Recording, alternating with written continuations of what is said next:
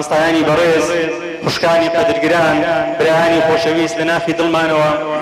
بە خێراتنێشی گەرمتان دەکەین. هاتنتان بەرز دەنرخێت بەخێر سەرچاومان لە خوای گەورە داواکارم فەڕ و بەرەکەت بڕێژێ بەسەر ئەم شوێن و ئەو مەجلیسە و داواکارم هیوا خوازم ئەم شەو ئاوێتە لەگەڵ جۆش و خرۆش و سرود و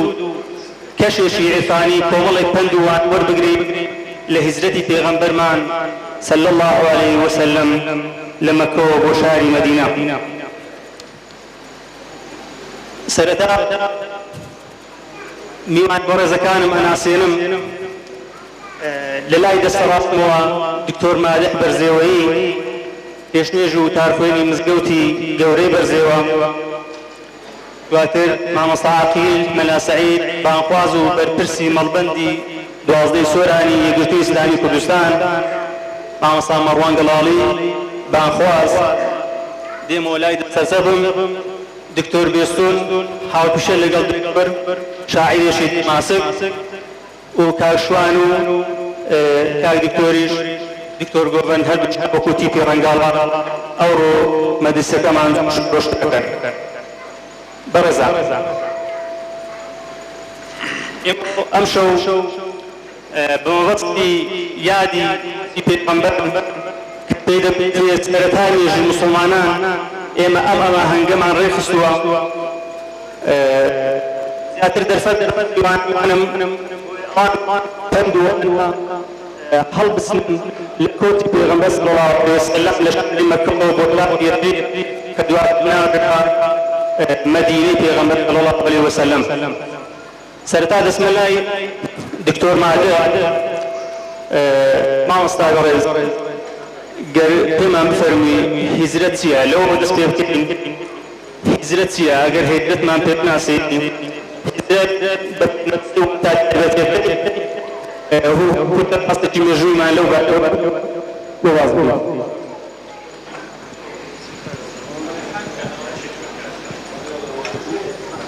بسم الله الرحمن الرحيم. الحمد لله والصلاة والسلام على سيدنا محمد رسول الله وعلى آله وأصحابه وأتباعه ومن والاه. مامۆستایانی قەدرگران و ئامادەبوانی خۆشەویست، السلام عليكم ورحمة الله وبركاته. خۆمان بە بەختەوەر دەزانین کە لە ماڵێک لە ماڵەکانی خوای تەبارەک و تەعالا لە شاری سۆران کۆبووینەوە دانیشتینە پاش نوێژی عیشایە لە بانگی محەڕەم لە ساڵی 1440 هیجری لە ئەوەی یادی کۆچی پێغەمبەری خۆشەویستمان صلی الله تعالی عليه وسلم لە شاری مەکەی پیرۆز بۆ مەدینەی مبارەک بکەینەوە و ئەو پند و وانە و دەرس و عیبرەتانەی کە لەم سەفەرە مبارەکەدا هەیە هەندێکی بخەینە بەردەست بۆ ئەوەی کەوا سوودی دین و دنیای لێوەربگرین ئینشاء الله تعالی. کۆچکردن هەر وەک برای عەزیزم سوالی کرد لە مصطلحەکە شەرعیەکەی خۆی با بڵێن ئەوەی کە لە سیرەی شەریفی نبووەتی پێغەمبەری هاتیە صلی الله عليه وسلم بریتیە لە فیداکردن بە خاک و بە ماڵ و بە سەروەت و جێهێشتنی مەوتن و سوکنای خۆت لە پێناو سەلامەتی دین بۆ شوێنێکی تر کە لەوێن دەرێ دینت سەلامەت بێ. هجرەتکردن بەو معنای دێ کە زۆرێک لە فیداکاری و تەضحیە و قوربانی تێدایە بە عەزیزترین شت لەسەر ئینسانی پاشی ئیمان و ڕۆحێ کە خاکە، چونکە ئینسان الئینسان و ئیبن و بیئەتیهی هەموو کەس کوڕی ژینگەی خۆیتی لە هەر کەسەکی بپرسی چێن دەرێت پێخۆشە حتما وڵاتی خۆی مەملەکەتی خۆی شوێنی لە دایکبوون و پەروەردەی خۆی لە هەموو جێگایەکی پێخۆشترە. ئەو زاکاتی کە ئەو شوێنەی کە لە ضمنی مادیاتە بە قوربانی معنەویاتی دەکرێ ئەوە سەرەتایەکە بۆ حیفزی هەردووچیان. بۆ معنایەی هەر کاتێکی کە تەعارض دروست بوو لە بەینی سەلامەتی دین و ئیمان و سەلامەتی خاک و نیشتیمان و سەروەت و سامان جیهانیان هەڵدەبژێری، بێگومان ئینسانی ئیماندار ئیمانەکەی خۆی هەڵدەبژێری و شتی تری بۆ دەکاتە فیدا. پێغەمبەر صلی الله عليه وسلم کە ئەمری پێکرا بە هیجرەتکردنێ چونکە هیچ شتێکی لە خۆیان نەبووە پێغەمبەر صلی الله عليه وسلم هەتا بە سەحابانی فەرمووە ئوریتو دار هجرتكم خوای گەورە شوێنی هجرەتی گۆی پێشاندا بە سەحابەکانی فەرموو وهي يثرب کە دوایە ناودرا مەدینە. پێغەمبەر صلی الله عليه وسلم پاشی 13 ساڵ لە ئەزیەت کێشان لە شاری مەکەی و 13 ساڵ لە قوربانیدان و تەحملکردنی ئێش و ئازار خوای گەورە ئیزنی پێکەڕەم کرد و پێی فەرمووکەوە ڕوخسەتە خۆت و یارانت هجرەت بکەیت. و یەکەمین شت لە سیمای قیادەت و بەتایبەتی ئەگەڵ قیادە هەم قیادەی قیامەتی بی کە مرتبەی نبووەتە کە ئەشرەفی مەراتبە و هەم قیادەی دنیایی ئەوەیە کە قائد خەمی ڕعیەتی خۆی بی پێشی پێغەمبەر صلی الله عليه وسلم ڕعیەتی خۆی کە سەحابە پیرۆزەکان بوو ئیزنی پێدان کە هجرەت بکەن ئەوجا خۆی هێخستەوە لۆ ئەخیری کە هەموانی بەڕێکردن خۆی هێخستەوە ئەخیری لۆ خاترە ئەوان سەلامەت بن و دڵنیابی لە سەلامەتیوان. و دەفەرمون یەکەمین سەحابە کە هجرەتی فەرموو بە ئەمری پێغەمبەری صلی الله عليه وسلم ئەبوو سەلەمە بوو. و یەکەمین ئافرەت کە لە مەکەی شەریفەوە هجرەتی کرد بۆ مەدینەی بە ناوی لەیلا بوو. و بنسبەت ئەبوو سەلەمەی یعنی دەرس و عیبرەت لە هەموو وردەکاری و بڕگەکانی هجرەتێ هەیە. ئەگەر بێت و بۆ خوشکانی عەزیزمان لەمحەیەکی بخینە سەر هجرەتی ئەبوو سەلەمەی و خێزانەکەی و کوڕەکەی سەلەمە بۆمان دەردەکەوی کە ئەو سەحابە پیرۆزانە چەندە فیداکار بووینە و چۆن قوربانیان داوە لە پێناو سەلامەتی دین. ئەبوو سەلەمە خێزانەکەی خۆی و کوڕەکەی خۆی سەلەمە سواری وشترێکی کردن و زاد و مەتاع و ئەوەی کە پێویستە بۆ سەفەری ئەوانی بە ڕێگایەکی وەڕێکردن لۆ ئەوەی کەوا بە ڕێگایەکی نەهێنی و بخۆشی بە ڕێگایەکی تر لۆ ئەوەی کەوا مەککەیەکان قوڕەیشیەکان هەستیان پێ نەکەن و ڕێیان لێ نەگرن و دوایە لە شوێنێکی یەکتر ببینەوە و بکەونە ڕێ بۆ مەدینێ. بەڵام خەبەر زوو بڵاو بووە کە ئومو سەلەمە کە لە عەشیرەتی مەخزومیان بوو هجرەت دەکات لەگەڵ پیاوەکەی خزمانی خۆی لە بەنو مەخزوم چوون گەنجەکانیان کە کافر بوون ڕێیان لێگرت گوتیان ئەبوو سەلەمە زاوای مەیە کەیفی خۆیتی ئەڕوا ناڕوا ئەمە عیلاقەم پێوە نییە بەس ئەو ئافرەتەی خۆمانە لە عەشیرەتی خۆمانە مە ڕێ پێ نادەین بڕوا هەستا جێڕایانەوە خۆی و کوڕەکەی بردیانەوە ماڵی بابی یعنی دەست بەسەریان کرد. ئەبوو سەلەمەش کە زانی عائیلەکەی گیرا ئەو بەخۆ ڕزگاری بوو گەیشتە مەدینێ بەس بە ئاه و حەسرەت و ئۆفەوە کە خێزان و کوڕەکەی ئەسیر بوون. خزمانی ئەبوو سەلەمەی لە مەکەی گوتیان مادام خەزوورانی ئەبوو سەلەمەی خێزانەکەیان ژێڕاوە ئەوە ژنەکە عەشیرەتی وانە بەس خۆ کوڕەکە کوڕی وان نییە کوڕی ئەبوو سەلەمەیە مەشە چین کوڕەکەیان لێ سێنینەوە. ئەوانیش تەمان هەر کافر بوون بە تەعەسوبی عەشائیری ئەو شتیان کرد. ئەوانی چۆن ئەو منداڵیان کە سەلەمەیە لە داچیان ستاندەوە بردیانە لای خۆیان. دەی لەو حاڵەتەی ئومو سەلەمە لەلایەکی لە دینی خۆی بوو پێی نەکرا بگاتە مەدینە و خزمەت یعنی لەوێن دەرێ دینی خۆی بە ئازادی بکە ئەو کەتە ناو دەستی کافران و ڕاستە ماڵی باویە بەس لەوەی سزنە چونکەوە دارولکوفرە لەلایەکی دی مێردی ئەوە لێوە دوورکەتەوە گەیشتە مەدینێ تازە پێی ناکرێ بێتەوە مەکەی لەلایەکی دی ئەوە کوڕەکەی چوویتەوە لای برێم ماڵە مامانی ئەوە لە کوڕەکەشی دوورکەتیتەوە ئەفەرمی یەک ساڵی ڕەبەق ئومو سەلەمە دەو تەعزیبە نەفسەیدا بوو هەر خەریکی گریانێ بوو یعنی نە ژیانی هەبوو نە ئیسراحەتی هەبوو نە خواردنەوەی بە ئیسراحەت بوو هەر خەریکی گریان و واوەی لاوشینێ بوو هەتا دوایە یەکێک لە ئامۆزایەکانی دڵی پرسێتەوە پاشی ساڵەچی هەستا بەنهێنی هۆشترێکی لۆ تەرتیب کرد و بەبێ ئاگاداری خزمانی دیکەی وەڵحاصل وەڕێی کردو لە مەکەی و دووری خستەوە لەوەی لە خۆی دەربچی و دوایش مامەکانی منداڵەکەی با بڵێن ئەوانیش کوڕەکەیان گەیاندێ کە دیتیان ئازاد بوو و لە ڕێژ گەیشتە عوسمانی کوڕی تەلحەی ڕەزا و ڕەحمەتی خوا لێ بی کە سەحابی بۆ هجرەتی کرد ئەوجا بە سەلامەتی گەیشتەوە مەدینەی و بە پیاوەکەی خۆشاد بووە بەس پاشی چ معاناتەچی پاشی چ یعنی ئێش و ئازارەچی کە ئەو ئافرەتە لە پێناو دینی خوای تەبارەک و تەعالا چێشتی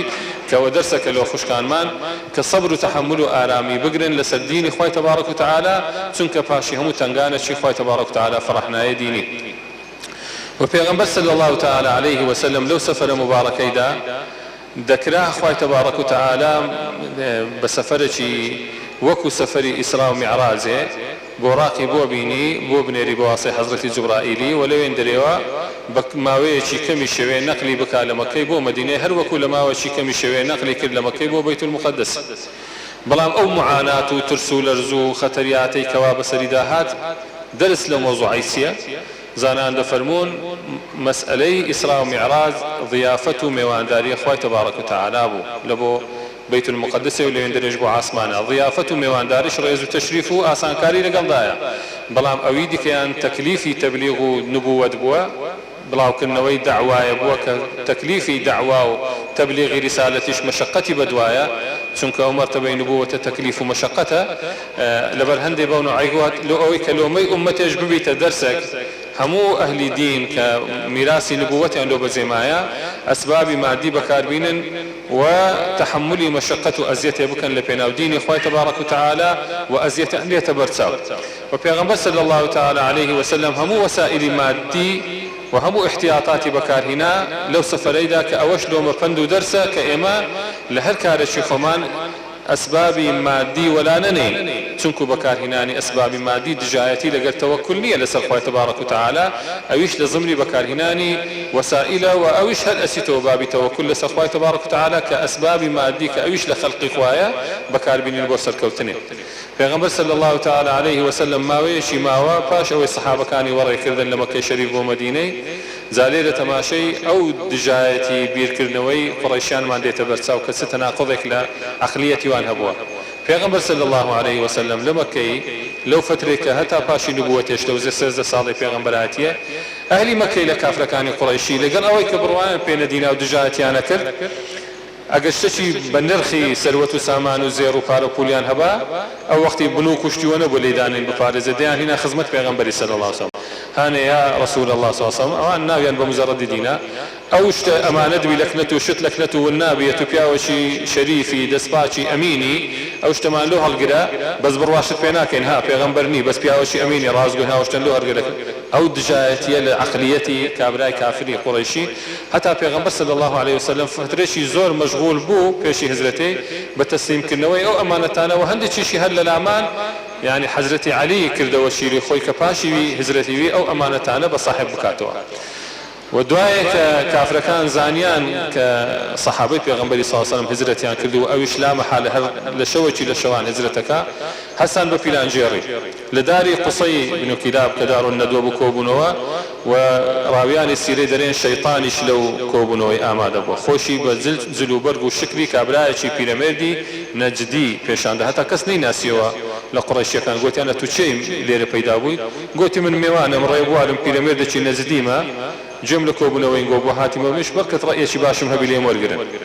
وأو خطيلو دا أنان حتى وكو هل بالريالة شكاوان أيان دا يعني يكلي اقتراحة كان أو بقوتان في غنبري أقرين لغرفة شي دركي لسكري لدينان وآوينا ديني حتى لبرسامري شيطان رفزي كرد قلت إنه خطة شي باشنية صحابة كان يدوايا دين درقية شينن بشوة شي رزقال يكن خوي بفداء كان يعني يكتشي ديك قلتي دنبا دريكين لما كيبالو خبروا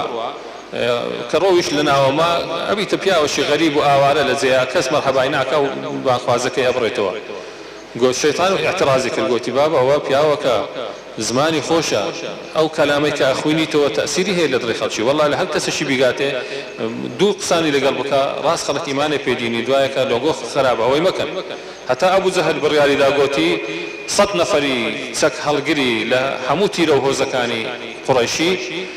خركينوا بحرصتي بسنفيك ويقزر بيلي بدنو بيكو جن خوينا كيبرتو بلاوا بي دواي عشيرتي بنو هاشميش وبنو مناف ناتوانا دجايتي همو بربابا كان وكان خوينا كبزربي شيطان تأيدي في القوتي او رئيس سديدة او زي بزيب كان او يعني شيطاني ملعون لنا وبيلاني قريشان بو مكر وحيلة ودسائس لضد بيغمبري صلى الله عليه وسلم وخواي قولا واشتشي نقل كذا للقرآن وإذ يمكر بك الذين كفروا ليثبتوك أو يقتلوك أو يخرجوك ويمكرون ويمكر الله والله خير الماكرين أو برغانها مو القرآن نقل فعلا پیغمبر صلى الله عليه وسلم هل همان شو حضرت جبرائيل خبري دا أول شيء تجيك إلى معجزات نبوية كبيغمبر صلى الله عليه وسلم مؤيدة بوحي نبوي وخبر درايك أو شو للشويني خوت مخوا أو بلانت بوجه دراي پیغمبر صلى الله عليه وسلم اختياري أبو بكر الصديق كر كبياوشي بتمنو كاملة وشعرزاي لسفره واختياري حضرت علي كر كجنزشي تمن لاوە و تازە پێگەیشتی و نێزیکەی 20 ساڵانە بۆ ئەوەی لە شوێنی بخەوی لە ئال و بەیتی و ئەمانەتەکانیش بە وەکالەتی خۆی تەسلیم کاتەوە هەر کەس لە شوێنی خۆی بۆ مهمەی خۆی هەڵبژارد پێغەمبەری صلی الله تعالی عليه وسلم و ئەگەر تەماشای کاری گەنجان بکەین لەو هجرەتێک کە چ دەور و ڕۆڵێکیان هەبووە شتی سەیر ئەبینێ حەزرەتی ئەسما کەسی حەزرەتی ئەبوبەکری کە ئافرەتێکی گەنجە يعني ئافرەت لەو مەوزوعی چ دەورێکی هەیە لە خزمەتی هجرەتی پێغەمبەری صلی الله عليه وسلم ئەچیتن بە شەوێ بەتەنێ خواردنی ئەبا بۆ غاری ثەور چونکە پێغەمبەر صلی الله عليه وسلم خۆی و حەزرەتی ئەبوبەکر 3 شەوان لە غاری ثەورێمانەوە خواردنیان بۆ ئەبا ئێدە ئافرەت يعني اگر تماشا بكي بير بكي ومقارنه بكي او تجرأتك بو صغيرتك بو افرتك بتنيا لشوينشي وكو مكي بس الشاخه بكوي كغار ثور تقريبا 550 قدم برزايكتي لشوينشي واوع ودزاني كوا كافر كان هميان وخريكا يعني برتوبلا بوينا بدوان ونك او نفر بيروزانا دزجير بك يعني حراسات ورقابه شيء او ذا خوي في داكار بك شويه بسي خواردين ام بوبا حضرتي عبد الله كوري حضرتي ابو بكر ئەویشیان بە ڕۆژێ متابعی ئەخباری ناو مەکەیە کرد داخوا کافرەکان بەتەمای سپیلانێکە و بە شەوێ ئەچوو لە ئەشکەوتێ خەبەری بۆ بابی خۆی و بە پێغەمبەری ئەجێڕاوە صلی الله عليه وسلم عامری کوڕی فوهەیرەی کە شوانێک بووە مەڕەکانی حەزرەتی ئەبوبەکری بەڕێوە بردن ئەویش پاشی کە حەزرەتی عەبدوڵڵا داتە خوارێ مەڕەکانی بە شوێنی ویدا دینار و خاترا شوێن پێیەکانی وی بزر بن و ئەوانەی شوێن هەڵگرن حمل نەکەنە سەر هەندێک شوێنەکەیان نەدۆزنەوە و پیغمبر صلی الله عليه وسلم هتا استعانه کردیه بدلیل چی کوا دلیل که مسلمانش نبو عبد الله ابن ارقط يعني اريقط ك باش او اطمئنان کرد خيانتيان لقلناكا وشارزا للرقاي السري والرقاي وعير بابرين الرقاي حشار لبين مكة ومدينة أو اختياري كرت للرقاي ساحلي بحر يبرون بجويان كردو يعني أول شهر يك لدرس كان ديك كاما توانين استعانة بكين بغير مسلمانش أقل لي أمين بين وزلتي تذانبي أو استعانة ولي مطمئن بين كوا خيانة مان لقلناكا ما دام هدف كمان النبي لو مبست كمان شريفة باوسائل كشف ونوعي درست استعانة بيبكي وبيغمبر صلى الله تعالى عليه وسلم لضمن يعني رفاقتي حضرة أبو بكر كلو رحلة بيروزي سندين سرفرازي وسربرزي بو حضرة أبو بكر تزيل ذكرين كبلاشنية كبيغمبر صلى الله عليه وسلم فرميتي لو كنت متخذا خليلا لاتخذت أبا بكر خليلا حضرة أبو بكر الصديق پیغمبر ده هێڵیتەوە بۆ آخر نەفەر کە هجرەت لەگە خۆی بکات چونکە زۆر جار ڕوخسەتی خواز فەرمووی سەبر بگرە ئینشاءالله منیش ئیزن دەدرێم یعنی من دەبمە ڕەفیقی تو ئەوانەی کە پێشی تو هجرەتیان کردە سوو لە ڕەفاقاتیوان مەخوازە ڕەفیقی چاکترت بۆ پەیدا دەبی حەزرەتی ئەبوبەکر سیدیق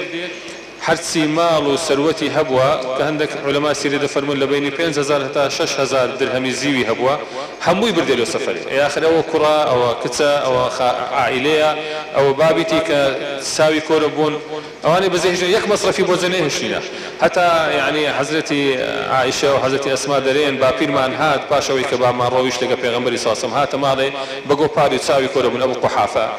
گوتی هات ویگو ئەوە چیە کچەکانم باوێن گۆ ڕۆیشت و بە من چی کیلۆ بەجێ نەهێشتینە گوتی مەش گوتن وەڵاهی ئێستاوە بکاتە گارەگار و خەڵکن تێبگەینی ئەوە پیرەمێردە دەخەمێ مەدایە با پیرە دڵی بە ماسۆتێتەوە با بێدەنجیکەین گوتی هەندێک کوور دەبەردن دەناو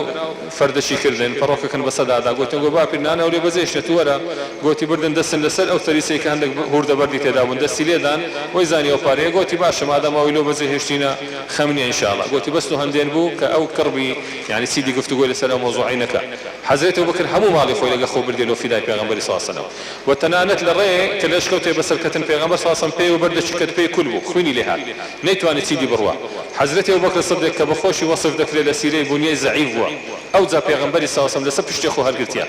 وەسە ئەو چیای هەیە خستیە وەکاتی گەگەیشتینە ئەشکەوتێ لێ نەگەڕایە پێغەمبەر ستە ژۆرێ بەخۆی چووە هەرچی کون و شتی هەبوو لەوێن دەرێ لە ترسی دوو پشک و ماروانە گرتیتی بە پەلەبەرد و بۆن هەتا دوایێ یعنی تیتڕەپەڕۆکی لە جلکی خۆ کردینەوە کوونەکانی پێگرتینە نەکو شتێکی زیندە وەربێتە دەرێ ئەزێتی پێغەمبەری بدا صلی الله علیه و سلم وەچووی تەوێن دەرێ وخۆی بە فیدای پێغەمبەری کردێ صلی الله عليه وسلم وکاتی کە کافرەکان هاتینە نێزیک بووینەوە پێیان دیار بۆ لە دەرگای ئەشکەوتێ حەزرەتی ئەبوبەکر لۆ خۆی بەخەم نەبووە لۆ پێغەمبەری بەخەم بووە وفەرموویت یا رسول الله صلی الله علیه وسلم ئەگەر یەکێک تەماشامان بکا سەری خۆنەویکا دەمان بینی پێغەمبەر صلی الله عليه وسلم کە مؤەیەدە بە وحی نەبەوی و مؤەیەدە بە جنودی خوای تەبارەک وتعالی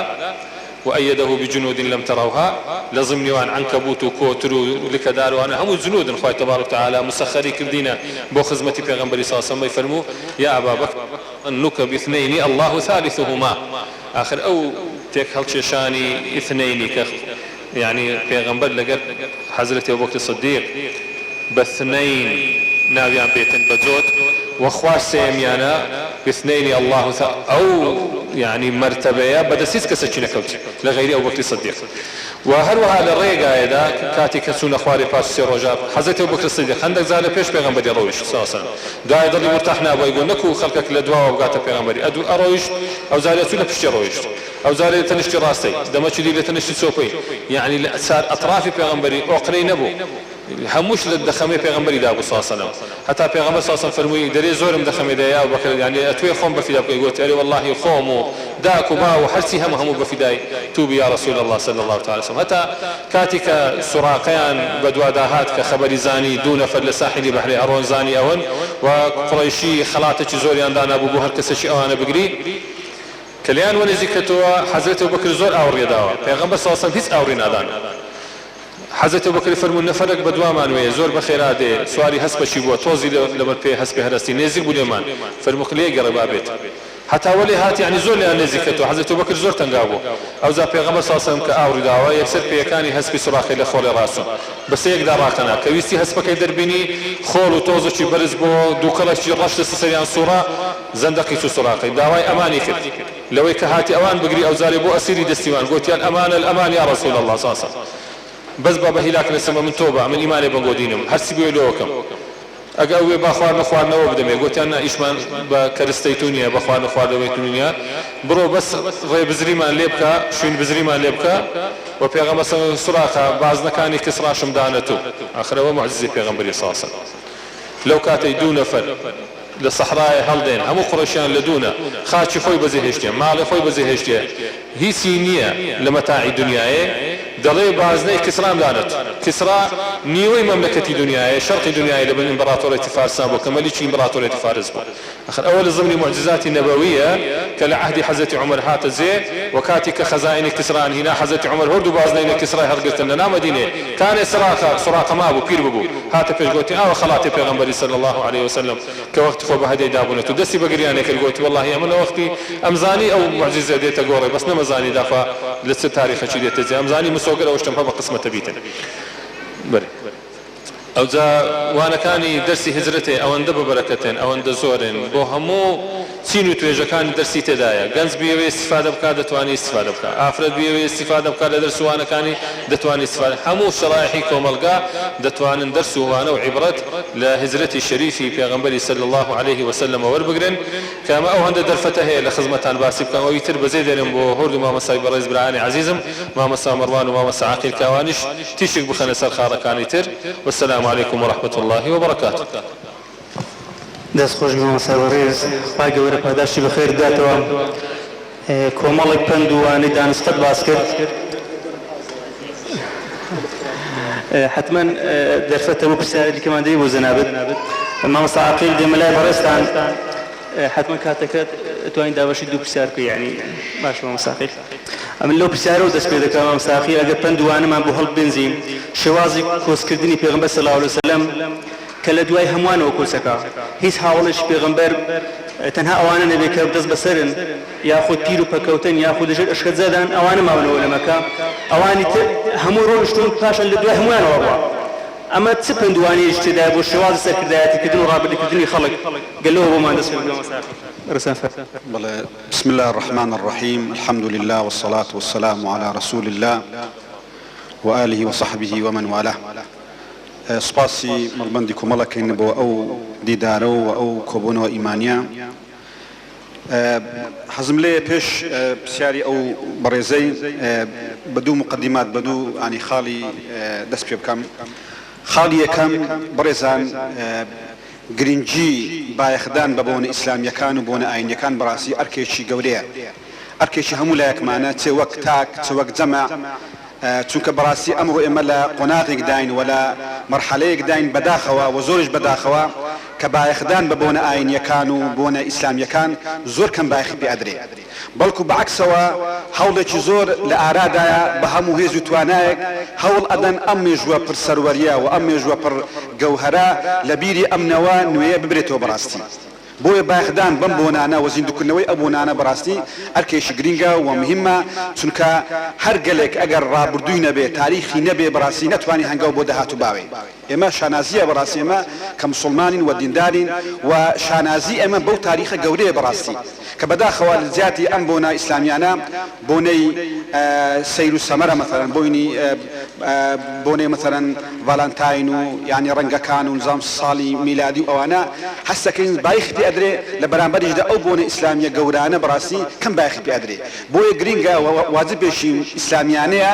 هەموو ئێمە هیچ نەبێ لەناو عایلەی خۆمان لەناو کۆمەڵگا و دەوروبەری خۆماندا بەڕاستی نێڵین ئەم بۆنە گەورانە بەڕاستی بمرن ئێستا ئەوە ساڵی کۆچیە چەند کەس ئاگای لێ بەڕێزان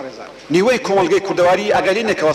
ساڵی کۆچی بووە بەڵام لەسەری ساڵی میلادی ئەو هەموو حەفلە و دەنگ و باس و هەڵاو بەزمە ئەکرێ کە ئەنی بەداخەوە کە ئێمە ملەتێکی مسلمانین بەڵام ئەو هەڵانە جێی مەترسین چونکە مێژووی ئیسلامی بەڕێزان ئەو مێژووە گەورەیە بەڕاستی هیچی عیبە نییە ئەگەر عیبەیەکیش هەبی لە خودی ئیسلامدانیە بەڵکو لە خودی کەسەکانە يعني چونکە بەدی ئێمە جیاوازی بکەین لە بینی ئیسلام وەک دین وەک منهج وەک مەبدا لەگەڵ ئیسلام وەک تاریخ وەک فکرە حتا وەک کەسەکان لەوانەیە کەسەکان هەڵەیان هەبی لەوانەیە تاریخ ئیسلامی کۆمەڵێک حەوادیسی ناڕێک و نەپەسەندی هەبی مەثەڵەن لەوانەیە لە مەرحەلەیەک ئەمیرێک پاشایەک غەڵەتیەکی هەبی بەڵام ئیسلام وەک دین و وەک قورئان کە بریتە لە قورئان و سنەی پێغەمبەر صلی الله علیه و سلم هیچ خەلەل و هیچ گرفتێکی نییە بەڕاستی بۆیە جێی شانازیە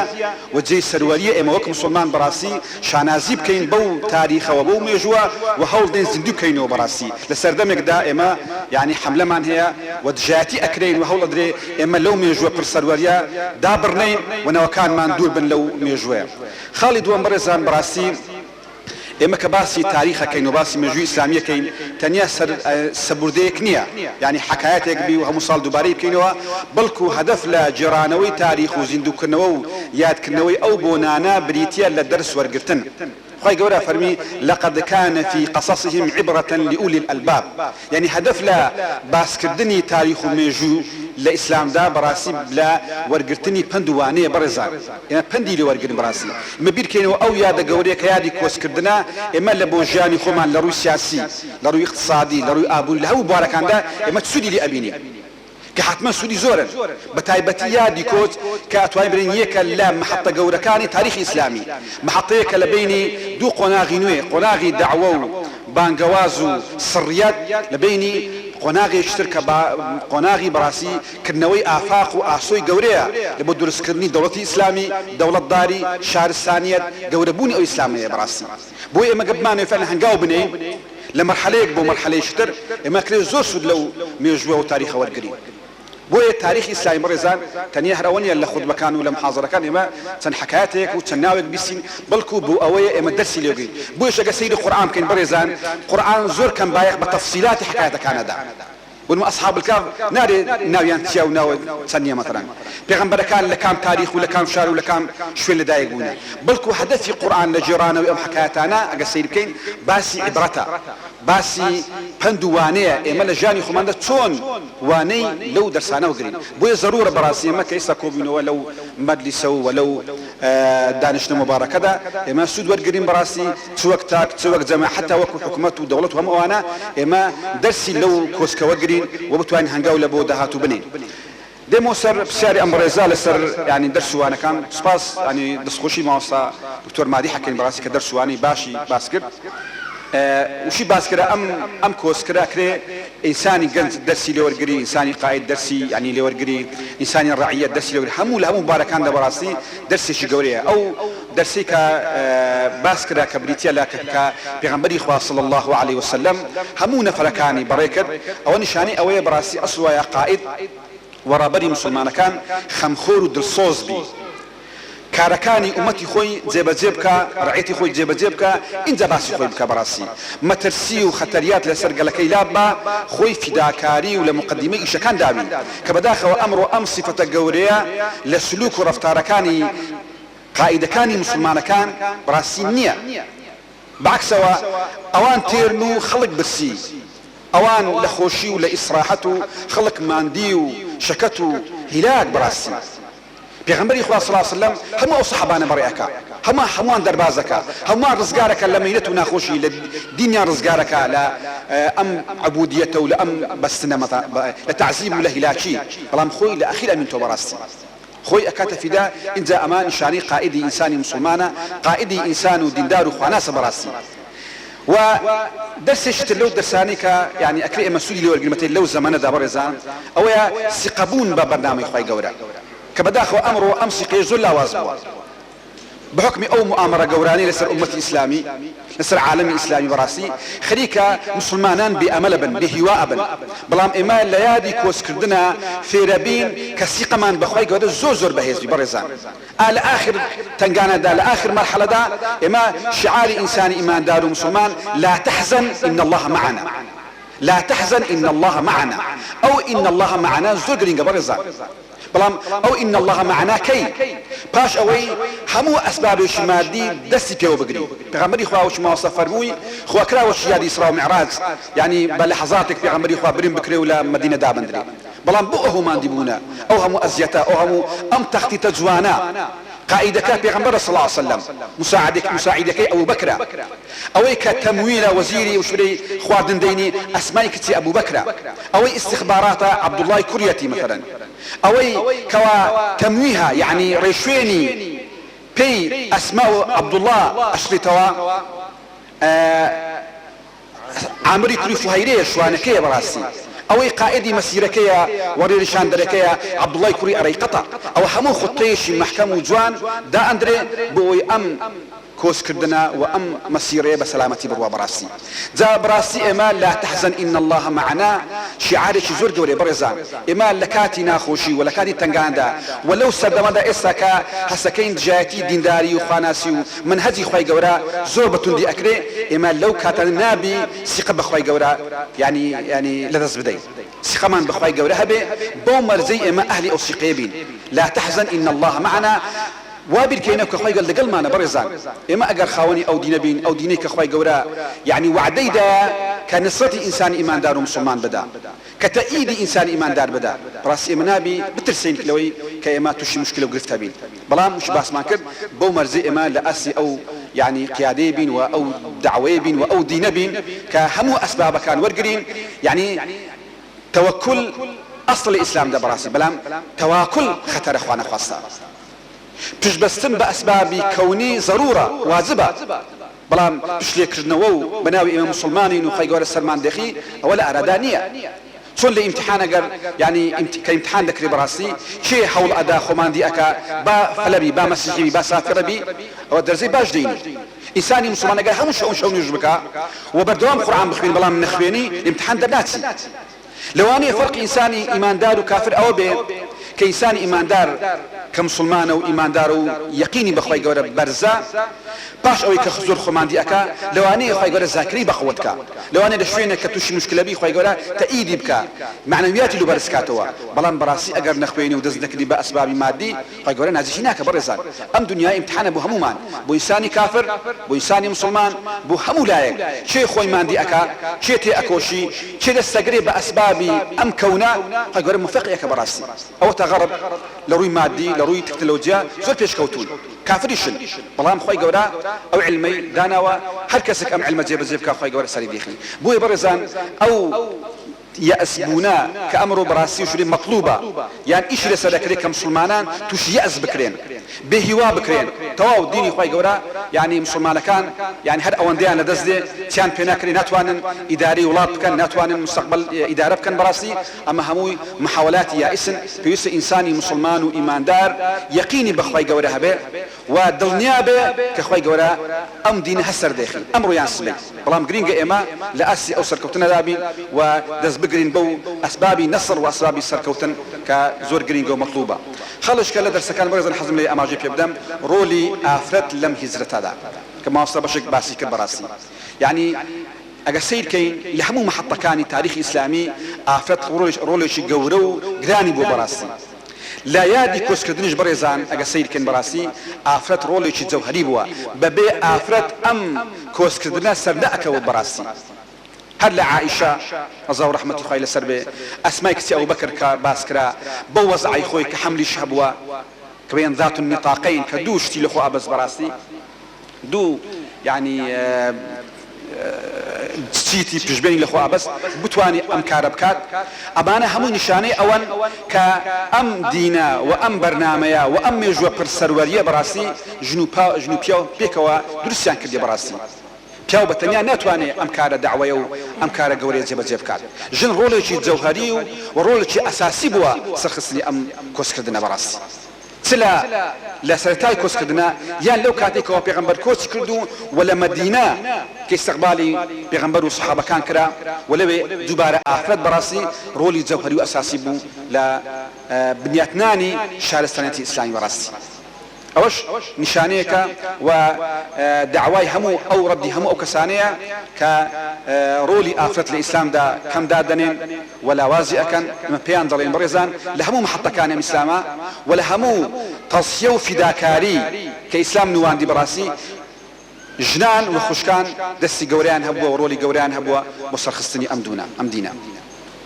دعا دەکەین ئینشاءالله ئێمە لەو یادانەدا دەرس وەگرین و دەرسوش زۆرن بەڵام بە ژوورەی بۆندی اکتفا ئەکەین بۆ بەڕای بەڕێزم مامۆستا مەلا مەڕوان والسلام علیکم ورحمة الله وبركاته ئەمە لەو پرسیارە لەو بەرزستان دەست پێکەم مامۆستا مشریکەکان زۆر شێوازی توندی زۆراوزۆریان گرتە بەرلۆی ئەو کۆسکردنە فەشەل پێبینن مشریکان لە چی لەوەندە دەترسان یعنی لە مەدینە بینایی چ شتێکی گرنگی سیاسی کۆمەڵایەتی ئەوەندە گرنگ کرا کە ئەوەندە مشکانی دەترسان کە پێشتر لە مەکەوە بۆ نەڕەخساو پێغەمبەر صلی الله علیه وسلم. بسم الله الرحمن الرحيم الحمد لله والصلاة والسلام على محمد وعلى آله وصحبه ومن والاه. سرتا زۆر سپاسی برایانی مەڵبەندی هەشتی کۆمەڵی ئیسلامی دەکەم و زۆر سپاسی برای بەڕێزم دکتۆر و مامۆستا دەکەم خوا پاداشتیان داتەوە هیچیان نێشتەوە بۆ من باسی کەم خوا لێیان ڕازی بێ بەڵام با من بە پرسیارێکەوە دەست پێ بکەم گەردەنم مازاکە دوای پرسیارەکەی تو وەڵام دەدەمەوە باشە هەرچەندە پرسیاری و وەڵامەکانی من لەگە پرسیاری تێک دەکاتەوە لە ئاخیری ئەم شەو دانیشتووین دیارە مناسبەکە مناسبەی محەڕەم و هیجرەتی پێغەمبەر عەلەیهی السەڵات وسەلام پێغەمبەری خوا عەلەیهی السەڵات وسەلام لە چ مانگێکی لە چ ڕۆژێکی هیجرەتی کرد لە چ مانگێکی لە چ ڕۆژێکی هیجرەتی کردووە هەردووکان خوشکان و برایان پێم خۆشە چێ وەڵام دەداتەوە بەڵێ مانگەکە ڕەبیع الأوەلە ڕاستەکەی لە دوازدەی ڕۆژی دووشەممە دوازدەی ڕەبیع الأوەل پێغەمبەری خوا عەلەیهی السەڵات وسەلام هیجرەتی کردو بەڵام خەڵکی بەعام وا تەسەوڕ دەکەن پێغەمبەری خوا عەلەیهی السەڵات وسەلام لە یەکی محەڕەم هیجرەتی کرد بێ کەوا نییە لە محەڕەمدا پێغەمبەری خوا عەلەیهی السەڵات وسەلام پێش محەڕەمیش لە وەرگرتنی بەیعەی عەقەبەی دووەم کە مسلمانانی مدینە هاتن بۆ مەکە لە مەناسکی حەج ئەلێن دەرێ بەیعەتیان پێدا کە دیفاعی لێ دەکەن چۆن دیفاع لە ماڵ و منداڵی خۆیان دەکەن دوو مانگ و دوازدە ڕۆژ پێغەمبەری خوا عەلەیهی السەڵام خەریکی خوا ئامادەکردن بوو بۆ هیجرەتکردن خوا پاداشت داتەوە دیارە ئەو پرسیارەی کە برای بەڕێزم مامۆستا شەڤان کردی ئەم پێم خۆشە ئاوای لێ بکەم خاڵێکی زۆر گرنگە مشریکەکان لە چی دەترسان لە پێغەمبەری خوا عەلەیهی السەڵات وسەلام هەر نوێژ نەبوو چونکە نوێژ واجب نەکرابوو لە مەکە ڕۆژوو واجب نەکرابوو لە مەکە زەکات واجب نەکرابوو لە مەکە مەشروب خواردنەوە واجب نەکرابوو یا حەرام نەکرابوو لە مەکە هەرچی کە حدودی خوای گەورە نازڵی کردو یەک حەد نازڵ نەکرابوو لە مەکە ئەی لە چی دەترسان پێغەمبەر هاتبوو عەلەیهی السەڵات وسەلام سیستەمی سیاسی بگۆڕیت ئەوەتان ئاگا لێ بیت پێغەمبەر هاتووە عەلەیهی السەڵات وسەلام سیستەمی سیاسی حکومڕانی بگۆڕیت وأن يحكم بينهم بما أراك الله خوای گەورە برا بە ڕێزەکانی خۆم پێغەمبەری خوا عەلەیهی السەڵات وسەلام کە تەماشەی کرد ناتوانیتن ئەو سیستەمە ئیسلامیە و دەوڵەتە ئیسلامیەی کە دروستی کرد لە مەکە دروستیکە بڕیاری هیجرەتیدا بۆکوێ وەکو جەنابی دکتۆر باسی کرد خوای پەروەردگار پاشەوەی کە لە طائف ئەوەی بۆ نەهاتە دی پێغەمبەری خوا عەلەیهی السەڵات وەسەلام بە وەحی ئیلاهی خوای پەروەردگار شوێنەکەی پیشاندا و هجرەتی مەدینەی منەوەڕەی کرد وەکاتێک کە دێتە مەدینەی منەوەڕە پێغەمبەری خوا عەلەیهی السەڵات وەسەلام ئەوەی کە لەوێن دەرەی بۆ نەکرا لەوێن دەرێ دەیکاتن کە دروستکردنی دەوڵەتە لەبەرەوەی برا بەڕێزەکانی خوشکانی بەڕێزم ناکرێ ئێمەی موسڵمان بەس بە ئەوەی کە لێمان دەگەڕێن دوور کە عاتمێش بکەین و مانجی ڕەمەزان بە ڕۆژوو بین و زەکاتی ماڵی خۆمان بدەین و تەواو بە دەورەی کەعبەدا بکەین و وەبزانین هەموو شەعائیری ئیسلامیمان جێبەجێ کردووە وەبزانین ئیسلاممان لە ئەلف و تایا جێبەجێ کردووە لەبەرم گەلێک جاری دیش گوتومە دەوڵەتی ئیسلامی کە دێمە سەری مەبەستم چییە کە سەرچاوەکەی قورئان و سنەتی پێغەمبەر بێ عەلەیهی السەڵات وەسەلام ئەو نەخۆشیانەی کە مامۆستای بەڕێز ئیشارەی پێکردن بەشێکی زۆری ئەو نەخۆشیانەمان هەمووی بۆ چارەسەر دەکات وەکاوانەمان بۆ چارەسەر دەکات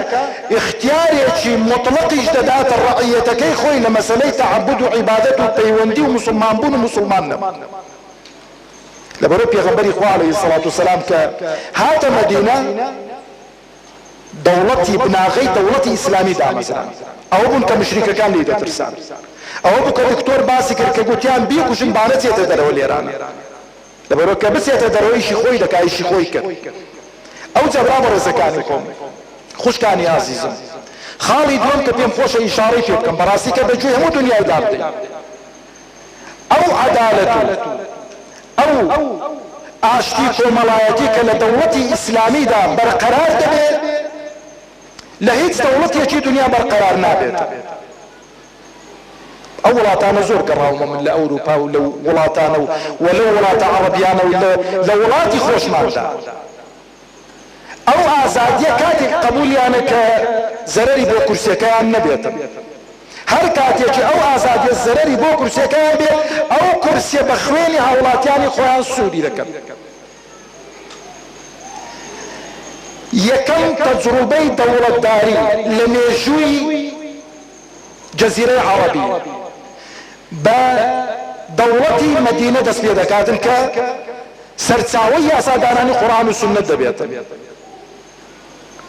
بەڵام کێ لە مەدینەیە هەر هەموو موسڵمانن نا ئەوس و خەزڕەجی لێن کە شەڕی سەد ساڵەیان لە مابەیندا بووە دژمنایەتیەکی چاسەر ئێسقان براگەورەی یەکدیکەیان نێشتوون تاکە براگەورەیەکیان کەما بوو کە ئیهتیمامی پێ بدەن و ئەمەلیان بێ براگەورەیەتی هەردوو تایفەکەی بکاتن عەبدوڵای کوڕی ئوبەی بوو ئەو پیاوە نازدارە ئەوجا سێچار تایفەی جوولەکە لەوێن دەرێ بوون کە سەرچاوەی هەموو کێشە و مشکلەکانی مەدینە بوون ئەو دوو هۆزەیان پێکۆناون شەڕانگێزیان کردوون ئەو دەعمیوی کردە و دەعمیوی کردووە عەرەبەکان نەیانزانی و نەک دەوڵەتداری چیە هۆزایەتیش چییە پێغەمبەر عەلەیهی السەڵات وەسەلام دەوڵەتێک دادەمەسرێنێتن لەسەر ئەو دوو ئەساسە ئەو دوو بنچینەیە قورئان و سنەتی پێغەمبەری خوا عەلەیهی السەڵات وەسەلام مەبەستم لە ئەم مەنهەجەکەیە بەڵام حەقی جوولەکەیەکی تێدا پێشێل ناکرێت و حەقی نەسرانیەکی تێدا پێشێل ناکرێتن و ئەسڵەن خوای پەروەردگار تەبارەک و تەعالا ڕێگری لەو موسڵمانانە دەکاتن کاتی خۆی کە بەشێک لەو ئەنساریانە کوڕەکەیان ببوونە جوولەکە لە لای جوولەکەکان دەرسیان دەخوێن کاتێک کە دەوڵەتی ئیسلامی پێغەمبەر دامەزران عەلەیهی سەڵات وسەلام ویستیان بە زۆردی بیان هێننەوە بیان کەنە موسڵمان خوای گەورە ئاەتی نازڵ کرد لا ئیکراهە فی الدین بخوێننەوە ئەوە هۆکارەکە و سەبەبەکەیەتی دەوڵەتێکی دامەزران ئێستاش لە تاریخی بەشەریەت هەموو دنیا شارازی پێوە دەکاتن لە نێوان جوولەکە و موسڵماناندا پێغەمبەری خوا عەلەیهی السەڵات وسەلام پەیمانێکی چلو قسوور خاڵی نووسیەوە جوولەکە ئازادن دینداری خۆیان دەکەن مسلمانان ئازادن لە دینداری خۆیان کەس بە زۆری ناکرێتە مسلمان بەڵام کەسیش بۆی نییە لە مسلمان بوون و لە عیبادەت و هەڵاپەرستی مسلمانان بگرێتن ئەوجا جوولەکە و مسلمان پێکەوە دیفاع لە مەدینە دەکەن کاتێک کە مسلمانان خوێنێکیان دێتە سەر بە تەنها ناتوانن کاو خوێنە بدەن جوولەکەکان دەبێت لە ڕووی مادی هاوکاریان بکەن بە پێچەوانەشەوە ئەوە زۆر دەخایەنێتن کەواتە دەبێ هەموو غەمی ئێمە کە هەموو ساڵێ هجرەت دێتەوە بەڕاستی دەبێ هەموو غەمی ئەوەمان بێتن کەی ئەو دەوڵەتە دروست بێتەوە کە هەموو خەڵک تێدا ئیسراحەت کاتن کە بۆ هەموو خەڵک وەکو یەک بێتن کە دەوڵەتێک بێ بە مانای کەلیمە عەدالەت و دادپەروەری تێدا بەرقەرار بێتن ئەوجا خوشکە بە ڕێزەکانی خۆم برانی ئازیزم دوایین خاڵم کە جەنابی دکتۆر و جەنابی مامۆستا خوا پاداشتیان داتەوە زۆر تەرکیزیان لەسەر کردووە یەک خاڵی گچکۆکەی بۆ زیاد دەکەن دەربارەی ئەخذ بالئەسباب وتەوەکل لەسەر خوای پەروەردگار تەبارەک وتەعالە زانایان ڕەحمەتی خوایان لەسەر بێ دەفەرمون ئەخذ بالئەسباب واجبە بەڵام ئیعتیمادکردن لەسەر ئەسبابەکان شیرکە أخذ بالأسباب دلنا جر كسيك نيكر عقلي تواونية بلام أخذ بالأسباب تكرد باعتماد لسر خاوني أسباب كان بك الله تماشا بيغمبر إخوة عليه الصلاة والسلام أخذ بالأسباب كرياننا دوما بيشي واشتريان حاضر كردن حلف ياند داني وقلو ياند كردن واشتري جيلي كريو لإمامي أبو بكر خۆیان حاضر کرد خۆیان ئامادە کرد هەموو ڕێگانە هێنیەکانیان گرت نەبەر بەڵام سەلامەت بوون دەرچوون کافرەکان پێیان نەزانین بەس ئەوەی کە ئیعتیمادیان لەسەری بوو کە خوایە تەبارەک وتەعالە پاراستنیانەنا پاراستنی کافرەکان نەچوونە سەر ئەو ئەشکەوتەی کە پێغەمبەر و ئیمامیە بۆ کری تێدا بوو چوونە سەری إمام أبو بكر دفرمي أي پیغمبر إخوة دفرمي آوا بكن دمان بينا پیغمبر تجواب داتو عليه الصلاة والسلام أبو بكر قمانت سيه بدوان كخواي قورا سيميان بيتم كوات أغراب رزقاني خوش كاني عزيزم هل كاتيك إيما دسمان بهو كاركانو وقر خواي پروردگار تبارك وتعالى مهما دشمن من بقوتيش بيتن خواي قورا دمان پاريزيت او درس قوري تدايا او زاوي كدكتور وما مصاص باسيان كد مسألة سراقة بو معلومات ان يجب لحيا سوار ساكا كانوا طالوانا كانوا قريش لبن هندس ببي مفرزة ببي كيس خلقية چي دقدابي بتني بدواي پیغمبر كوت عليه الصلاة والسلام وتيصات وشترك بو خوم بيتا ونبي بالولا نيديتا وقا نيديت باو دي قولا بمبين باو دمهينا بمبيني باو پیغمبر دمهینا علی خواهی گور پیشاری فرم نهاتوی بو پیغمبری خوابا او پیغمبرها علیه الصلاة والسلام او دربا لقل ابو بکر لقل او خريتيك لقل داو بلام ليرش خواهي پروردگار تبارك وتعالى كاتك انسان توكل لسر خواهي گور تداخل دكاتو سراقة بودر دباك بيچو داواي امان دك على پیغمبری خواه علیه الصلاة والسلام دەرسەکانی هیجرەت زۆرن بەڵام بەڕاستی من دەگەڕێمەوە سەر ئەو خاڵ و کۆتایی پێدێنم ئیسلام بۆی هاتووە کە حاکم بێ ئیسلام بۆی هاتووە کە دەوڵەتداری بکاتن ئیسلام بۆی هاتووە کە خەڵکی هەمووی لە زێر سێبەر و چەتری بەحەسێتەوە و بەداخەوەش دەڵێم خەڵکانێک دەیانەوێت ئەو سیستەمی حکومڕانی ناشیرن کەن بۆی دەڵێن کاکە ئیسلامیەکان و ئیسلام بێتەوە سەر حکوم دەست دەبڕێ و قاز دەبڕێ ئەوەی ئیفترا و درۆیە مسلمانان ئەگەر حاکم بن هەتا زک تێر نەکەن دەست بۆ دەست نابن و حدود ئاخیریەتی برا بە ڕێزەکانی خۆم پێم خۆشنە لەسەر ئەو قەزیانە زۆر بڕۆم زۆر هەڵدەگرێتن خوازیارم خوای پەروەردگار تەبارەک وتەعالە وبەر شەفاعەتی ئەو پێغەمبەرەمان بێخی عەلەیهی الصلاة والسلام وەلەسەر حەوزی کەوسەر بەدەستی مبارەکی ئاوی کەوسەرمان پێ بداتن والسلام عەلەیکم ورحمة الله وبركاته خوای گەورە پاداش بداتەوە مامۆستا بەڕێز بەڕێزان ئامادەبووان ئاهەنگەکەمان جۆش خۆشتریە دەینێ لای دکتۆر بێستۆن کە شەشی عیرفانیمان پێ ببەخشێ و سرودێکمان لەبارەی کۆچەوە پێ بڵێ بەناوی خوای گەورە و میهرەبان وەڵام شەمەوێ دوو قسە لەسەر کۆچی بکەم کۆچ کۆستێکی بڵێن ئەو لادانی ئەو کۆسپانە بوو لە سەرەگەی ئیسلام بەڵام دەرەنجام کۆستێکی زۆر گەورەی خستە دڵی هەموو دژمنانی ئیسلام تا ڕۆژی دوایە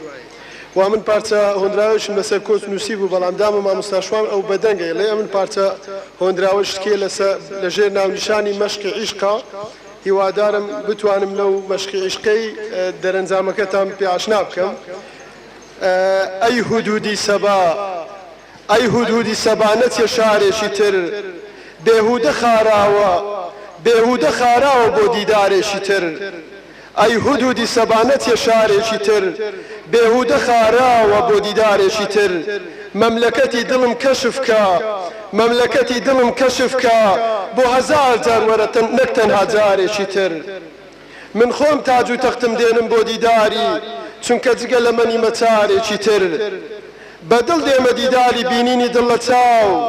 بەدڵ دێمە دیداری بینینی دڵ لە چاو تا مەزرێەوە ترە بۆی نەک ڕوخسارێکی تر جەزبی جەمالیاتی چەشنی ماهی تابان چاو لەڕێ ڕۆشن گە بە شەوگارێکی تر چاو لەڕێ ڕۆشن کە بە شەوگارێکی تر نەشئەی خیاڵدانم کوڕەی گردانتە سووتانی ئەوینە هەمسەد بارێکی تر مەشقی عیشقی تۆیە هاوار دێنێتە دڵ مەشقی عیشقی تۆیە هاوار دێنێتی دڵ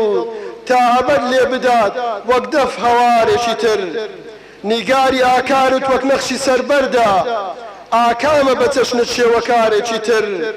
لەم جیهانی فانیە نابێ نەبوو هەرگیز بێتەوە بۆ دیدار بۆ یادگاریەکی تر ئەمما بێستون عازرە هەرچی کێوە کونکە گەر شەرتی دیدار بێ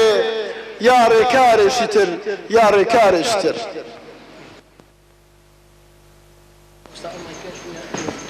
شەڵێم لەو سەردەمە دیتم مەحوی و نالیەشی تر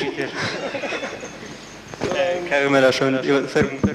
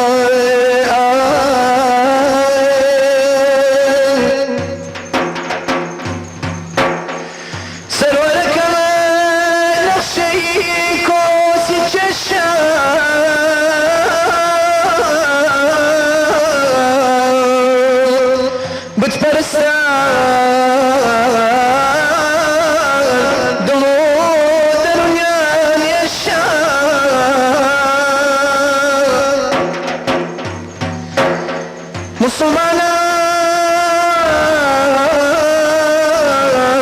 بەهێز بۆ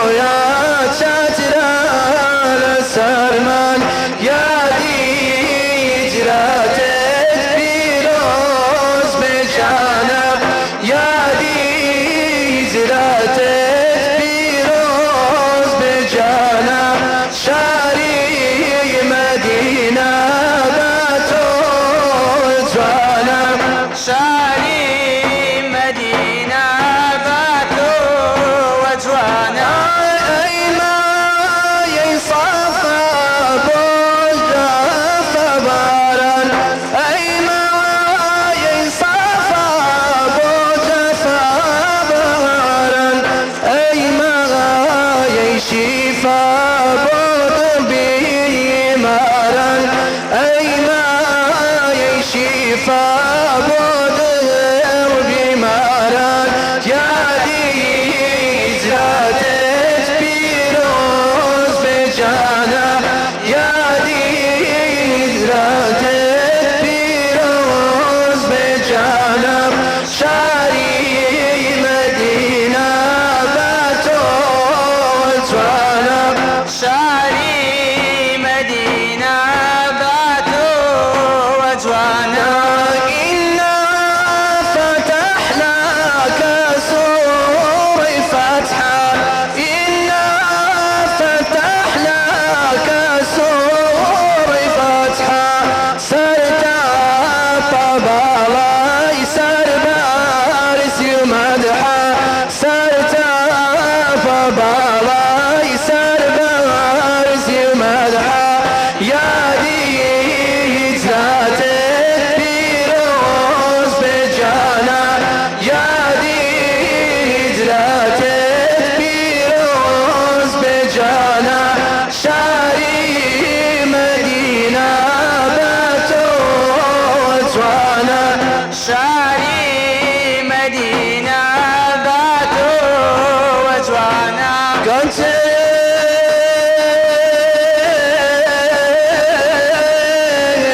يا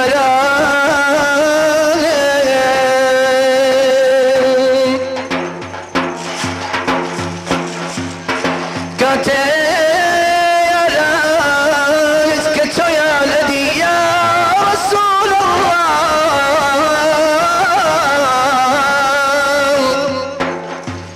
يا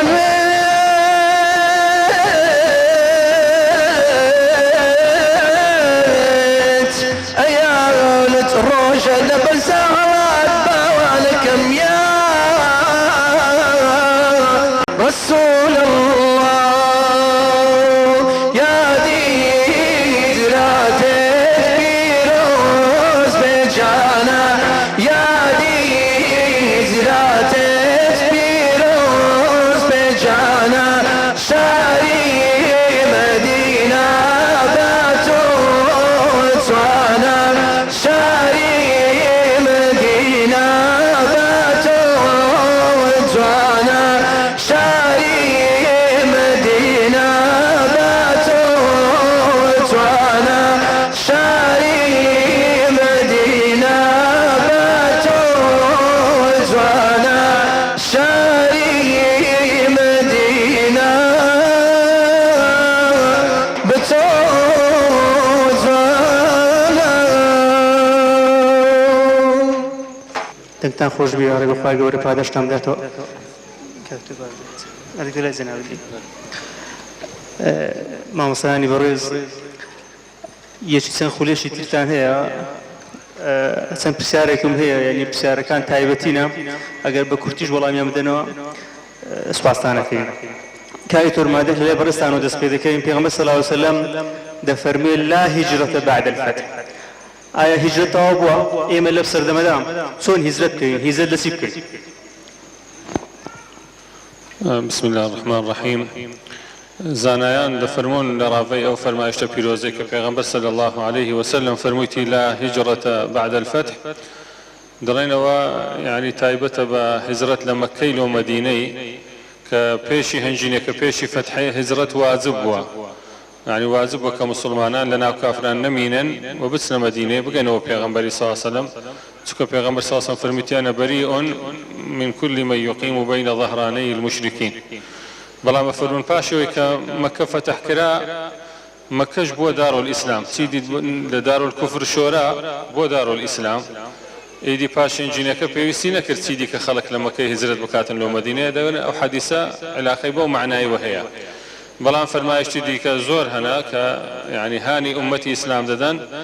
لەوەی کەوا هجرەت بکەن لەو شوێنەی کەوا دینیان تێدا سەلامەت نییە و بە ئیستینباط لەو ئایەتە پیرۆزانی قورئانێ کە ئەلەم تەکن ئەرض الله واسعة فتهاجروا فيها کە مسلمان ئەگەر بێت و لە شوێنێکی بوو پێی نەکرا شعائری دینی خۆی بە ئازادی بکە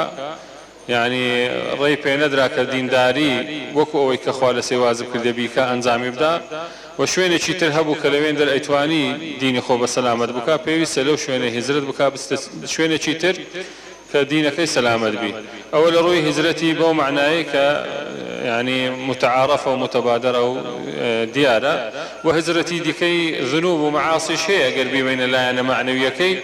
هجرتي ديكش مان هي بهجرتي ذنوب ومعاصي خودر خصنوا وفلار كردنو هلاتن لبر نفسه هوا وشيطاني وقيشتن بساحي عفو رحمن وعبادتي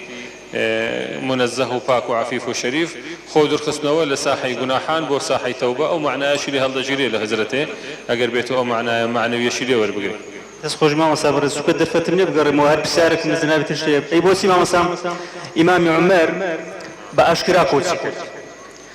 پیغمبرش لبران بردا بنهيني كوسي كرد خو إمام عمر لبيغمبر صلى الله عليه وسلم بغيرة النبوة يعني حاشا طبعا بندوانا سين لما ورد جيري طبعا أو السؤال يعني فعلا أو كثير يبخوني تو لو أنا لأول وهلة ولا أول زاد أو شتي بيت خيال باش لو حضرت عمر ديت يعني شيري دبا بشتيني وتيرو كواني ببيري واكا وعندك تيرا دست يقريو ببيمنتي ديت لدوري كعبي همو صناديد قريش وكافر كان يجدان يشتين لبيشا وببيمنت حفظة طوافي كاو دعاء استبن مقامي دور كعت نيجي سنة كاو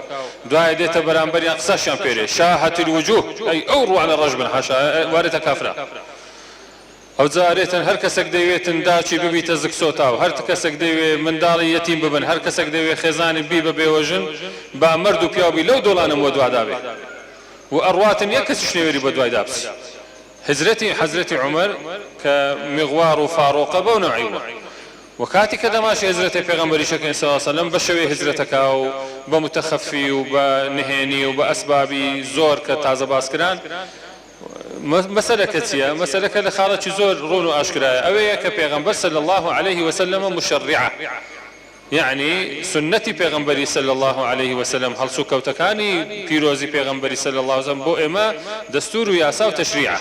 بلام هل سوكوتي حضرت عمر يشتكي شخصي خويتي بو تشريع نية ما دام بيغمبر باقي حضرت عمر كردارة شخصي خوي بو نابع بو لشهامته يعني تفكير واجتهادي خوي كلمة نابت قانون وياسات ساولوي بكين بلام بيغمبر صلى الله عليه وسلم كاحتياط هزرتي كردي هل وكما مروان فرمي اعتمادي يعني بشتي بس وبأسباب واعتمادي كرد ولسر رب الأسباب كالله أولو ما دستور ياسايا كأمش لكاروباري روجاني خمان أسبابي بكاربين إنزا أو أسباب تسون وضعك أخوازي وتوكل شمال لسر خوابي أغنى بيغمبر صلى الله عليه وسلم كان أشجع الناس حتى حضرتي علي فرمي والله لغزاء أحدي كحضرتي علي شيري خواي دا فرمي تسندين زار لقرمي شري خوم دايتا بش بيغمبر صاصي كاتي كتيني كافران ملودات او اند تنگاو بوي خوما دا پیش پیغمبر صلی الله علیه و سلم مساله غیرتی پیغمبر صلی الله علیه و سلم او هر سیل سرنیه بلام حکمت سر کده و خالدایک عرض ما کردن که حسو کوتی پیغمبر سنت و تشریع بلام حضرت عمر اجتهاد شخصی و ما تشریع نیه تسخوش ما صفوای دور بهذا شدته ما مصاقيل دي ملاي برستان قال لي تنخولك كدا والله ما ينبسارم ديوا يا كم كاري پیغمبر صلی الله علیه و سلم لمدينة بيروز كأوكادنا يثريبو درس كدني ومزجوتي قباء دواتر مزجوتي خوي كلا مدينة درستكا جرينجي بيوستيو مزجود لنا كومرجام مسلمان داسيا أهمية سيا بسم الله الرحمن الرحيم طبعا كبيغمبر صلى الله عليه وسلم كوتكا برو مدينة جاء لمدينة بناغي دولة إسلامي دادني هر هنگاوشی پیغمبر صلی الله علیه وسلم کدسی پیکر و هنگاوی بونا براستی او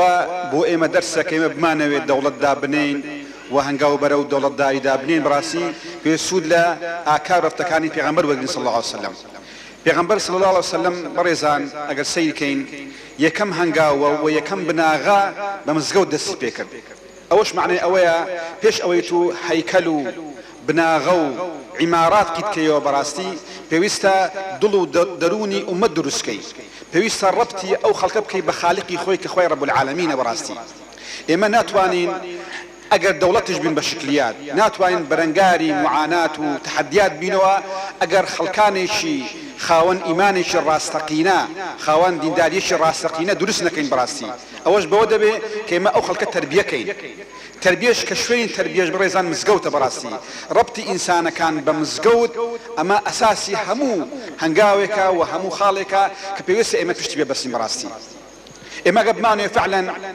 مقاومەی شەیطان بکەین مقاومەی دژمنان بکەین بتوانین بەرامبەر تەحەدیەکان بوەستین بتوانین ئەو دەوڵەتەی دامەزین ڕاستی درێژخایەن بێ نەفەوتێ پێویستە ئەو خەڵکە خەڵکێکی دیندار و خواناز بێ چونکە ئەوەی کەوە دەوڵەتەی بەڕێوە با بەڕێزان ئەم خەڵکانن ئێمە پێویستمان بە خەڵکی داوێن پاکە ئەمیندارە بە خەڵکانێکە کە بەڕاستی لە ئاسی مەسئولیەت دابن ئەوەش مزگەوت دروستیەکە کە ڕۆلی مزگەوت زۆر گرینگە و واضحە و مهمە بەڕاستی کە لە ژیانی ئینسانی مسلماندا ئێمە خاڵی یەکەمە و خاڵی جەوهەریە لەبۆ هەر هەنگاوێک کە ئێمە بتوانین لە داهاتوودا ئیش لەسەر بکەین.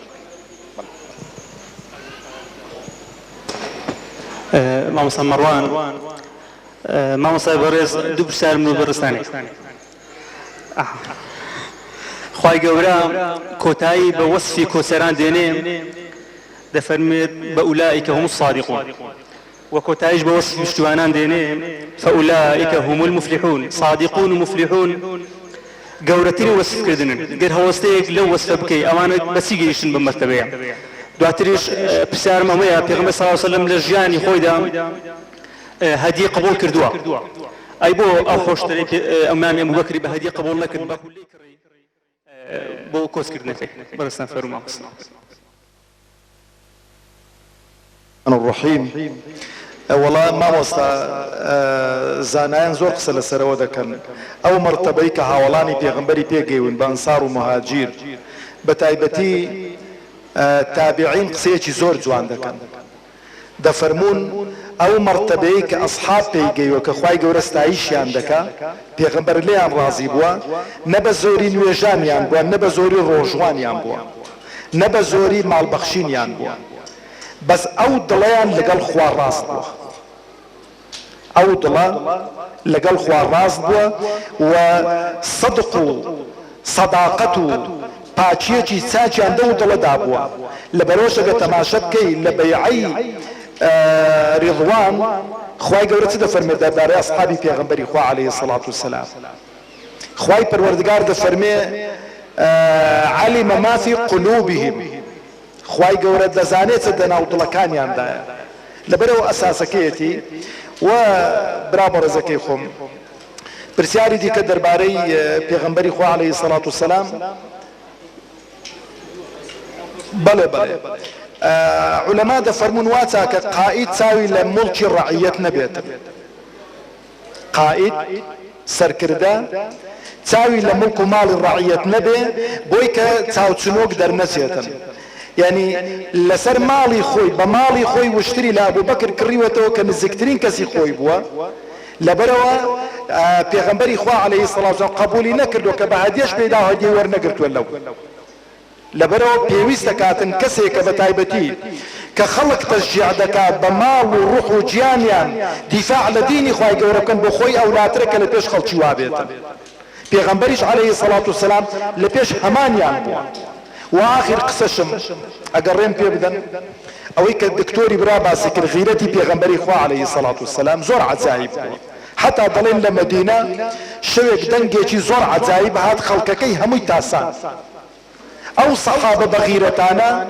هەموو کۆ دەبوونەوە بە مەفرەزە دەی وەرن با بچینە دەرەوە داخۆچوو بۆ بانگی فڵانێکە و بانگی فیساریکە کە خەڵکێکی زۆر کۆ بۆ کە چوونە دەرەوە تەماشایان کرد پێغەمبەر بە تەنها دێتەوە لەو سەری عەلەیهی ساوەتی بڕۆنەوە هیچ نەبوو خوای گەورە پاداشتان داتەوە بۆ ئەو سمینارە و من بەتایبەت ماندوو تەکەم مامۆستایی پرسیاری جەوهەریم هەیە لە کۆمەڵگای مەدینە معلومی جەنابتانە هاوڵاتیانی 10,000 کەس بوون 4,000یان جوولەکە بوون 4,500یان مشریک بوون چۆن ئەو دەوڵەتە بۆ پێغەمبەر صلی الله علیه وسلم مەیسەر بوو بە 1,500 سەحابە ئەمە چۆن بوو پێغەمبەر صلی الله علیه وسلم مەیسەر بوو کە دەوڵەتێک لەم شوێنەوە دروست بە خۆ بە هەڵبژاردنش بێ ئەمان ناگەن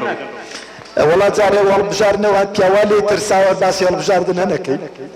هەڵبژاردنەکەرەوە بۆ تەزویرت دێتە بەر چاوان مامۆستای برام عەدالەتی کۆمەڵایەتی عەدالەتی ئیجتیماعی فەرق و جیاوازی نەکردن ئەوە بەڕاستی چەسپاندنی ئەو بنەمایانەیە لەبەرەوەش پێغەمبەری خوا عەلەیهی سەڵات وسەلام کە باسی قیساس دەکا دەفەرمێسی والله لەو ئەنە فاتیمەتە بنتی محەممەد سەرقت لەقەطعت یەدەها ئەوجا پێغەمبەری خوا عەلەیهی سەڵات وسەلام نەهاتووە داوای بەرپرسایەتی و مەسئولات بۆ خۆی بکات بۆ ماڵ و منداڵی خۆی بکاتن هاتووە دەوڵەتێکی دامەزراندووە کە ئەو دەوڵەتە بۆ هەموو خەڵکی وەکو یەک بێت جوولەکەکان پێشێم و خەڵکی لەی سوودمەندتر بوون ئەوانەی کە بێباوەڕ بوون دەتوانن بڵێن هەموو خەڵکی زیاتر سوودمەندتر بوون لە ڕووی مادیەوە فەرق و جیاوازی پێ نەکردوون پێغەمبەری خوا عەلەیهی سەڵات وسەلام گەورەترین تاجیر لە مەدینە چێ بوون جوولەکەکان بوون کاکە ئیمامی عوسمان ئەو بیرەی لە چێ کڕیەوە لە کابرای جوولەکەی کڕیەوە جوولەکەکان دەستیان بەسەر بازار داگرتر بوون بەڵام پێغەمبەری خوا عەلەیهی سەڵات وسەلام ئەو عەدالەتەی کە خوای پەروەردگار ئەمری پێکرد بوو جێبەجێی دەکرد خەڵکەکە هەمووی ملکەسی بوون خۆشی مامۆستا بەڕێز خوای گەورە پاداشی جەنابت و مامۆستا عەقیل و دکتۆر مادە بداتەوە ماندوومان کردن دڵنیام پندوانی دانسختان باس کردووە ئەمە دەبوانش سوودان لێ بووینە دێمەوە لای کاک دکتۆر پاچە هۆنراوێش ترشمان پێشکەشکە دواتر کۆتایی بێدینین بەلای مامۆلا شوان و دڵم دیلی ئەوینە بۆ بەم چەشنە بێ تاکەی تۆ لە دڵدا نزیک و دووری بەس نەبێ تاکەی چاوم چاوەڕی تۆیە بۆ تەنها جارێ دیدار تا ئەبەد چاو لە ڕێمە چاوم گەشت نەبێ تاکەی پێم پێ بە پێ بۆ ڕێت دێ سەراپای ئەم جیهانە پێم پێ بە پێ بۆ ڕێت دێ سەراپای ئەم جیهانە هەنگاو بە هەنگاوی تۆ بۆ من بەش نەبێ تاکەی هەرچی پێنووسی دنیا بخەمەنێ و دەستی خۆم دەستم بنووسێ وەسفت فەخری لەش نەبێ تاکەی پارێزبەندی لێ دەکەم بێشک غەش نەبێ تاکەی فەرشی بیستنم ڕاخست گوێم لە ئاس ناڕاز داخست بیخە سەر پای وتەکەت بادر ڕەش نەبێ تاکەی ژیریم بەبێ دابڕان بیر لە تۆ دەکاتەوە مەستم نەشئە گرتوومی حاڵم مەی نەبێ تاکەی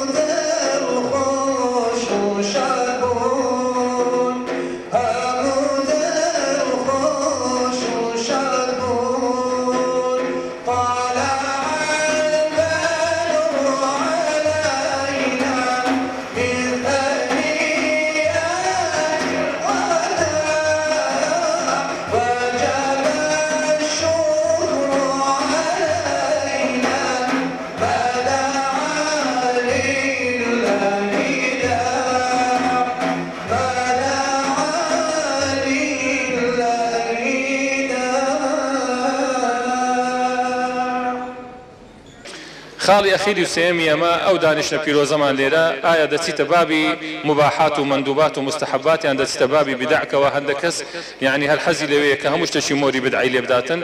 سائری ئەو مناسبەت لە دینیانە کە مامۆستا عاقیلیش خوازا بدات و ئیشارەتی پێدا جاچ مناسبەتی ئیسرا و میعراجە چ مناسبەتی یادی فەتحی مەکەیە یادی غەزای بەدرە یادی محەڕەم و ساڵی هجریە هەر مناسبەتی دینی کە علاقەی بە دینی مۆهەبی ئەچیتە بابی مباحات ئەچیتە بابی وذكر فإن الذكرى تنفع المؤمنين وذكرهم بأيام الله باسكردني سيري نبوي زور بيروزة زور يعني بيويسته حتى صحابة فرمون إنا كنا نعلم أبناءنا السيرة والمغازي كما كنا نعلمهم السورة من القرآن الكريم أما سون من دارك ما فيري سورة آية القرآن الكريم واش فيري جيان نامي بيغمر من ذكر صلى الله عليه وسلم أو جيان بيروزي كوا همو أدق تفاصيلي دري